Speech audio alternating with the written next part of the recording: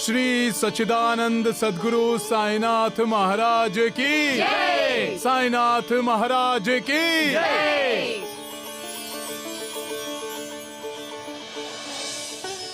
संकल्प में बहुत बड़ी शक्ति होती है। संकल्प यदि पवित्र हो, पावन हो और संकल्प लेने वाले की इच्छा शक्ति यदि प्रबल हो तो मालिक को भी झुकना पड़ता है। नियत ने जो तय कर रखा है मालिक को उसे भी बदलना पड़ता है। इसका अर्थ हुआ देवा कि इंसान भी अपना भाग्य बदल सकता है। इंसान क्या होनी को अनहोनी में और अनहोनी को होनी में बदल सकता है साईनाथ? मालिक के बनाए इंसान में इतनी शक्ति है महालसापति कि वो चाहे तो ग्रह नक्षत्रों सबको अपने वश में कर सकता है। सृष्टि के महान से महान कार्यों को अंजाम दे सकता है। इंसान का तो बस हृदय पवित्र होना चाहिए।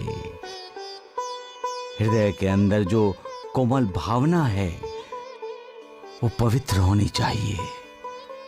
इंसान के अंदर की भावना ही तय करती है कि उसके द्वारा लिया गया संकल्प कितना दृढ़ है।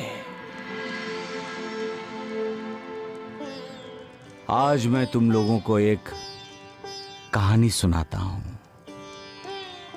कहानी एक पत्नी के संकल्प की है। कहानी एक पत्नी के प्रेम की पराकाष्ठा की है। पत्नी का प्रेम यदि संकल्प बन जाए और वो संकल्प प्रेम की पराकाष्ठा बन जाए तो नियत को भी झुकना पड़ता है। सावित्री का विवाह सत्यवान से तय हुआ था।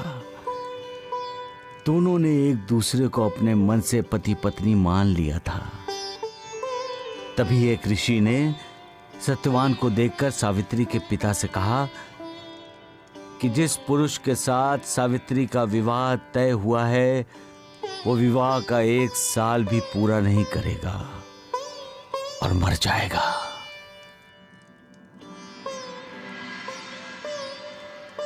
सावित्री के पिता ने सावित्री का विवाह सत्यवान से नहीं करने का फैसला लिया,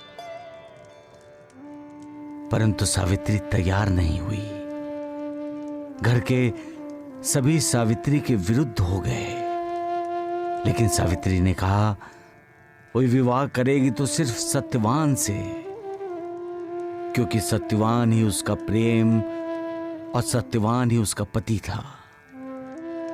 सावित्री का दृढ़ संकल्प देखकर उसके पिता ने दोनों का विवाह करवा दिया। 1 साल जैसे ही पूर्ण होने को आया, मृत्यु यम बनके सत्यवान की आत्मा को ले जाने लगा। तब सावित्री की संकल्प शक्ति यम का पीछा करने लगी। यम परेशान हो गया और अंत में उसे मजबूर होकर सत्यवान की आत्मा को सत्यवान के शरीर में वापस छोड़ना पड़ा।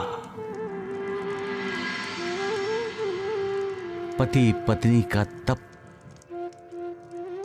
उसकी तपस्या यदि प्रबल हो तो एक के मार्ग में आने वाली बाधाओं को तोड़ सकते हैं।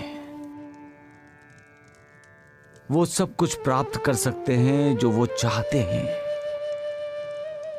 रास्ते में आने वाली यम रूपी बाधा टिक नहीं पाएगी। सबका मालिक एक।